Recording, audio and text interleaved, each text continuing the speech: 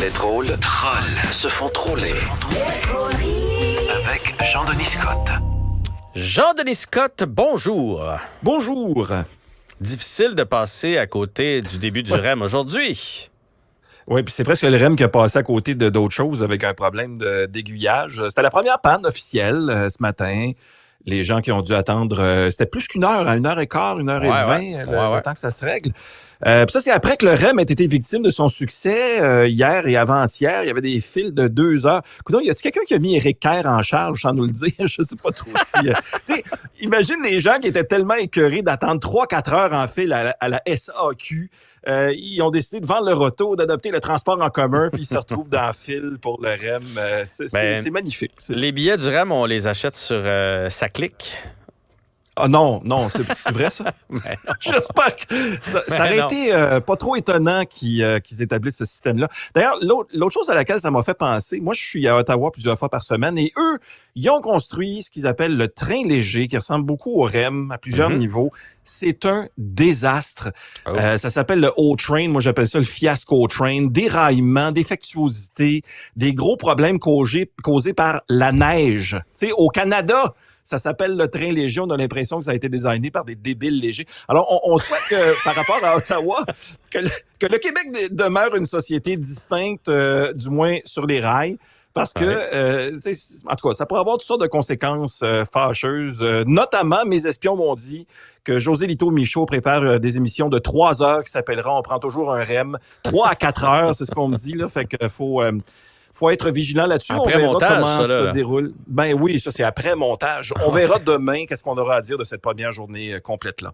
Pour l'instant, on s'en va en France où il y a un père de famille, un père de 2 jeunes enfants de 3 à 5 ans qui a accepté un chiffre de 7 heures pour remplacer un collègue malade. Seul problème, c'est qu'il a laissé ses 2 jeunes enfants tout seuls parce qu'il refusait à tout prix d'appeler son ex-conjointe pour qu'elle vienne chercher les enfants. Et là, il va devoir suivre un stage de parentalité. Finalement, un cours sur comment être un parent. Ça, là, Jeff, je te partage une de mes grandes déceptions de ma vie d'adulte. C'est tout ce qui m'a le plus déçu quand je suis éventuellement devenu grand. Non. Ce qui m'a le plus déçu, c'est les adultes. Moi, je pensais que les adultes, ça savait tout. Ils savaient ce qu'ils faisaient. Pas du tout. On nous a menti. On nous avait jamais dit que c'était tout faux. Ça, tu sais, on nous avait dit de jamais se baigner après avoir mangé parce que tu vas pogner une crampe. C'était pas vrai. Sois galant avec les femmes, ouvre-leur leur porte, explique-leur ce que tu fais. Mais non, mansplaining. Tu sais, sors pas dehors mal habillé, tu vas pogner le rhume. Le rhume, c'est un virus. Tu pognes ça en serrant des mains et en mangeant du pangolin dans un meat market. L'autre chose qu'on nous disait, c'est juste ceux qui travaillent fort, qui réussissent dans la vie, puis boum, occupation double. Tu sais, où les adultes sont responsables, sont remplis de sagesse. Boum, Maxime Bernier, calique. Fait que tu sais, il y en a qui sont à ce point-là nuls dans la discipline d'être adultes, qui ont besoin de stages de parentalité. Jeff, je me demande comment ça pourrait sonner, ça, des stages de parentalité. Bonjour et bienvenue au stage de parentalité. Première leçon d'aujourd'hui. Vous rappelez-vous de vos cours de conjugaison au primaire? Quand on conjugue un verbe, il y a combien de personnes?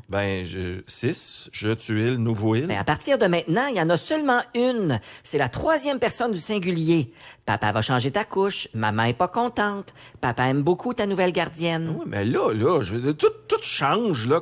Comment ça, on a appris à conjuguer? Puis là, il faut tout désapprendre ce qu'on a appris. Bon, là, je vous demanderais de garder votre calme, s'il vous plaît. Oui, mais je suis tanné de ça. Quand même, crier sur la façon qu'on conjugue des verbes, ça, c'est de la violence conjugale. Ouais, je suis désolé. Bon, plus tard, on verra les bonnes habitudes alimentaires. Faire des bons choix pour que le cerveau de votre poupon se développe bien.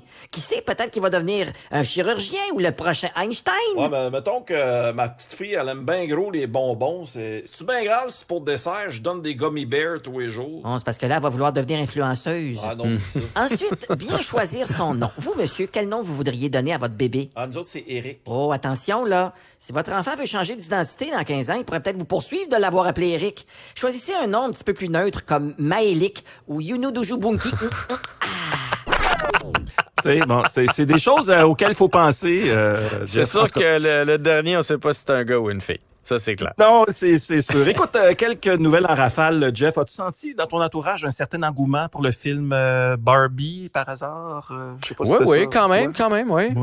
Curiosité, surtout. Ben, Même chez les gars, de mon côté, moi, je connais des ados gars qui voulaient aller voir ça. Ben écoute, le Journal de Montréal profite de la folie de ce film-là pour parler de la valeur de certaines vieilles poupées Barbie, pour lesquelles il y a même un regain d'enthousiasme à cause du film. Des cadeaux cachés qui peuvent valoir plusieurs milliers de dollars chacun. J'ai dit ça qu'ils sortent un film G.I. Joe ou Pogo Ball ou Commodore 64.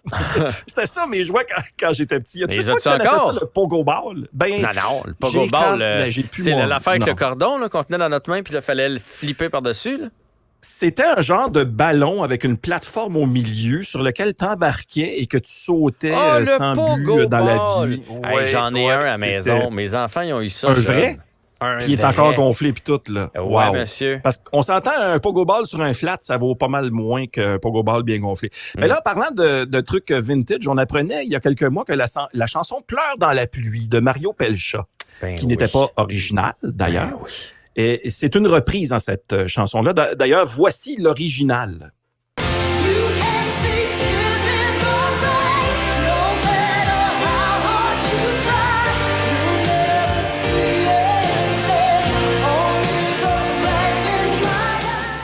La nouvelle, c'est qu'on apprenait tout récemment que Mario Pelcha ne savait même pas que sa chanson était une reprise. T'sais, Mario...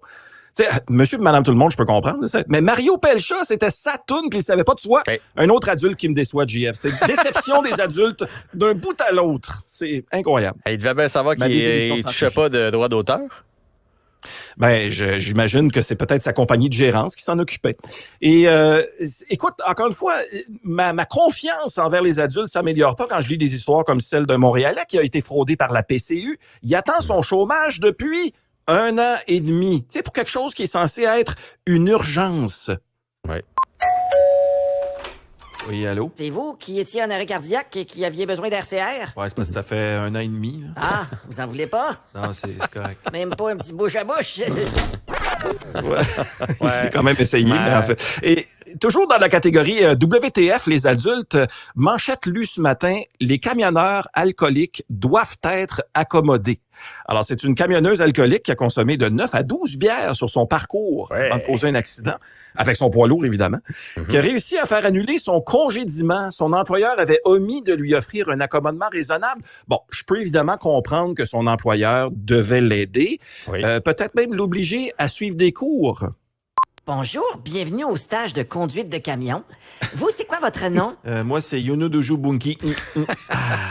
Ouais. Il était là, finalement. En terminant, c'est le dernier jour du mois de juillet, aujourd'hui. Et je sais pas pour toi, mais j'ai l'impression que dès qu'arrive le mois d'août, il y a comme une pression, là, tu sais, la pression du mois d'août qui s'installe un peu sournoisement. Un peu comme si l'été avait une date meilleure avant le 1er août. Puis après ça, tu sais, bang, c'est le temps de magasiner les effets scolaires. Et là, c'est le décompte du nombre de jours avant la rentrée qui commence. C'est un petit peu, même s'il en reste plus que ça, là, c'est un petit peu comme les 12 jours avant Noël. À 12 jours de la rentrée. Moi, je suis déjà bien cassé. Je sors ma liste. Qui me met en colle. À 12 jours de la rentrée. Faut que j'aille courroyer. 8 gros cartables. Qui sont plus achetables. Un duo tank vert. Une efface non binaire. Une veste de flottaison. Pour les inondations. Des feuilles mobiles bio. Pourquoi le prix est si haut? Stylo non genré. Des crayons dans un étui, Laurentien, mais juste noir et gris. Pour pas faire de peine aux daltoniens. Wow! Ah, puis il faut s'y prendre de joyeux bonheur, mois d'août, tout le monde. Parce que le cartable 2 3/4 rouge, là, tu sais, d'une petite municipalité, quand le professeur la demande. Ah, là. C'est sûr. Et je ne veux pas partir sur une autre montée de lait, mais les cartables là, qui ont 1 pouce et quart ou un quart de pouce de plus que la largeur du casier. Fait qu'après 6 mois, à la rentrée, à le sortir, il est complètement fini. Ça, c'est poche! On en reparle demain. Salut! Bye.